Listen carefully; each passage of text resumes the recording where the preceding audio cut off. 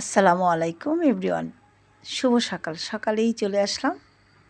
আর প্রতিদিন একটা বিরক্তিকর একটা সকাল দিয়ে শুরু করতে হয়। কি খাবো সকালে? মানে সারাদিন যা কিছুই করা যায় কিন্তু সকালের নাস্তাটা খুবই বিরক্ত লাগে। রুটি, পরোটা বা এর সাথে কী দিয়ে কী খাবো এরকম একটা অবস্থা। তো ভাবলাম আলু ভাজি দিয়েই খাই। আর আলু ভাজিটা একটু মোটা করেও কেটে নিয়েছি। সাথে দেবো একটু টমেটো, ধনেপাতা। মানে দিতে হবে তাই ভাল লাগলো। আমি যে না এরকম করে ভাজলে হয়তো আমার খেতেও ইচ্ছা করবে। তো সব কিছু কেটে নিয়েছি। নিয়ে আমি আলু ভাজিটা বসিয়ে দিলাম। আর আটাটাও আমি করে নিয়েছি।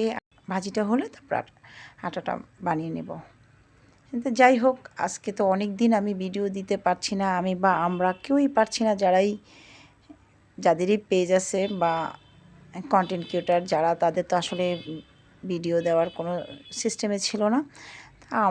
আমার যে পেজে লালবাতি সবারই নিশ্চয়ই লালবাতিই জ্বলছে। তাই এই তো অনেক দিন পর ভিডিও মানে দেবো এটা ভাবতেই পারছি না।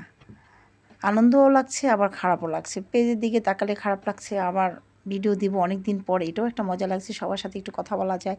কথা বলা মানে কি যে কমেন্টের মাধ্যমে যে কথাগুলো বলা হয় সেটা আসলে সেটাই হচ্ছে আমাদের যে একটা সম্পর্ক সৃষ্টি করে বা সম্পর্ক তৈরি করে। একজন একজনের ভিডিও দেখছি, একজন একজনেরকে কমেন্ট করছি। তো এই তো এইগুলো নিয়েই কিন্তু আমরা এখন মানে প্রতিটা সময় আমাদের ভালোই কাটে। আমি মনে করি যে অন্য কোনো দিকে কিন্তু মানসিকতা আসলে নষ্ট হয় না।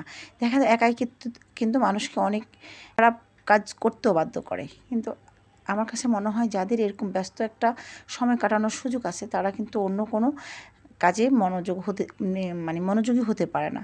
তো যাই হোক রুটিটাও বানানো শেষ, ভাজিটাও নিয়ে আসলাম। সবাই মিলে এখন একটু বসে খাবো। আর এরকম ভাজি কার ভালো লাগে বলেন তো? আমার মায়ের কিন্তু খুবই পছন্দের টমেটো ধনেপাতা দিয়ে। তো আজকে আমি টমেটো ধনেপাতা দিয়েই আলু ভাজিটা করলাম। মায়ের কথাও বারবার মনে পড়ছিল। সব শেষে একটু চা না খেলে তো নয়। সকালে আজকে উঠেই কিন্তু চা খাইনি। সবসময় আগে আমি কিন্তু চাটা খেয়ে নিই। আমার এটা একটা বড় খারাপ অভ্যাসও বলা যায়। আর চা না হলে আমার মনে হয় যে মুড আসে না যে কোনো কাজের। যাই হোক চাটাও খেয়ে নিয়ে তারপরে চিন্তা করছি দুপুরে কী করা যায়। আর চা হচ্ছে আমার সবচেয়ে বড় একটা এনার্জি। যত কিছু, যত কাজ, যত কষ্ট, যত খারাপ লাগা, ভালো লাগা আমার চা খেলেই আমার মনে হচ্ছে যে আমার সব কিছুর সমাধান আমি পাই চায়ের ভিতরে আর কি। 1 কাপ গরম গরম চা।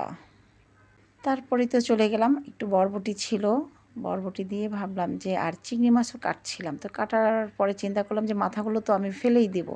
তো মাথাগুলোও কিছুটা নিয়ে নিলাম আর কিছুটা চিংড়ি মাছ দিলাম। দিয়ে আমি বলি যে একসাথেই ভর্তা করে নেব। তাহলে অনেকটা খেতে ভালো লাগবে। খালি মাথাতে কিন্তু ভালো লাগবে না। তো আমি এখানে বরবটি, কাঁচামরিচ একসাথেই টেলে নিয়েছি। আর এই তো ধনেপাতা, চিংড়ি মাছ, পেঁয়াজ, লবণ এই দিয়ে। আর এখানে আমি ঝিঙ্গা ভাজি করছি। তো ঝিঙ্গাটার সাথে আলু দিলাম না, আমার সকালে কিছু ভাজি থেকে গেল, সেটাই আমি আজকে এখানে মিক্স করে দেব। তার জন্যে আর আমার আলু দিতে হলো না। তাই খালি ঝিঙ্গা কিন্তু মিষ্টি লাগবে। সাথে ডালও রান্না করেছি। আর ডালটা আমার আসলে এটা একটা কমন ব্যাপার। এটা আমার জানি না এটা আমার কখনো রান্না বন্ধ হবে কি না। আমারও ভালো লাগে না। এখন দেখি যে মানে ডাল নাই বাসায় এটা আমার কাছে ভালোই লাগে না। রান্না করতেই হবে। প্রতিদিন রান্না করব, কোনো ব্যাপার না। তো এই তো ভর্তাটা কিন্তু আমি বেটে নিচ্ছি। আর আমার ভর্তা কিন্তু এই যে শিলপাটায় বাটা যে ভর্তাটা এটাই আমার কাছে বেস্ট মনে হয়। আর সবচেয়ে এটা খেতেও ভালো লাগে। আপনি যে কোনোভাবে আমার মনে হয় না এই পাটায় পেশা ভর্তা দিয়ে সাথে থাকলে আর আমার মনে হয় না কোনো কিছু লাগবে। তো আজ এই পর্যন্তই। সবাই ভালো থাকবেন। আল্লাহ হাফেজ।